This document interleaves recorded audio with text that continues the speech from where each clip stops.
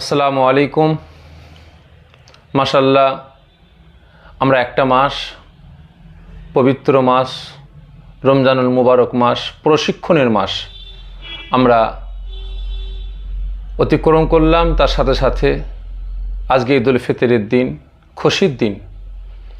এই ঈদুল ফিতরের দিনে আমার দেশ তথা সারা বিশ্ববাসীকে ফুরফুরা দরবার শরীফ মুজাদ্দেদিয়া ইত্তেহাদিয়া ফাউন্ডেশনের তরফ থেকে মোবারকবাদ, শুভেচ্ছা ও ভালোবাসা জানাই।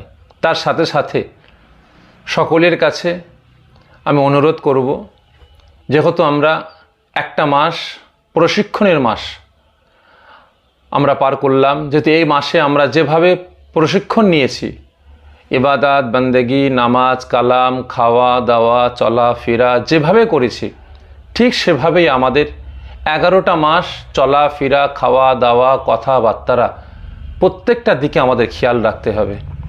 এবং তার সাথে সাথে যেভাবে আমরা একটা মাস অসহায়দের পাশে আমরা দাঁড়িয়েছিলাম, বিভিন্ন রকম কাউকে ফল দিয়ে, বস্ত্র দিয়ে, অর্থ দিয়ে যেভাবে আমরা সহযোগিতা করেছি, ঠিক সেভাবে 11টা মাস আমরা অসহায়দের পাশে আমরা থাকব। এই অঙ্গীকারবদ্ধ আমাদের হতে হবে এই ঈদুল ফিতরের দিনেই। এবং আমাদেরই জাত ভাই, আমাদেরই ভাই, আমাদেরই মা, আমাদেরই বোন আজকে ইসরায়েলি সন্ত্রাসদের হাতে আক্রমণ হয়ে তিনারা অসহায় হয়ে পড়েছেন।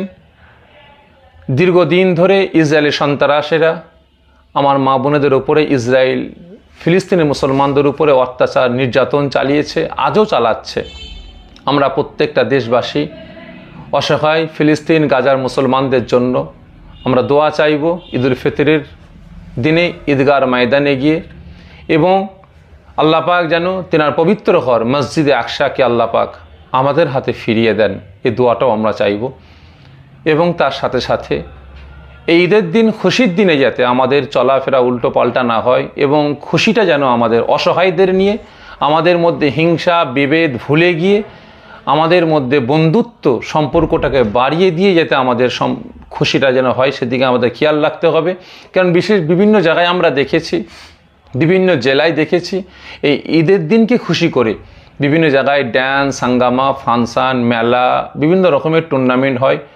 আমি প্রত্যেকের কাছে অনুরোধ করব, আপনার খুশিটা যেন শরিয়তের বার খেলাপ না হয়। এই একটা মাস আপনারা কষ্ট করে রোজা রেখেছেন, ইবাদত বান্দেগি করেছেন, ওই একটা দিনই যেন সমস্ত ইবাদত বান্দেগিগুলো নষ্ট না হয়ে যায়, সেদিকে আমাদের খেয়াল রাখতে হবে। এবং তার সাথে সাথে দোয়া চাই, আল্লাহ পাক সারা বিশ্বের মুসলিম উম্মাকে আল্লাহ পাক প্রত্যেকের জান, মাল, ইমান, আমল, আকিদাকে আল্লাহ পাক হেফাজত করেন। সকলকে ঈদ মুবারক, ভালোবাসা ও শুভেচ্ছা জানাই।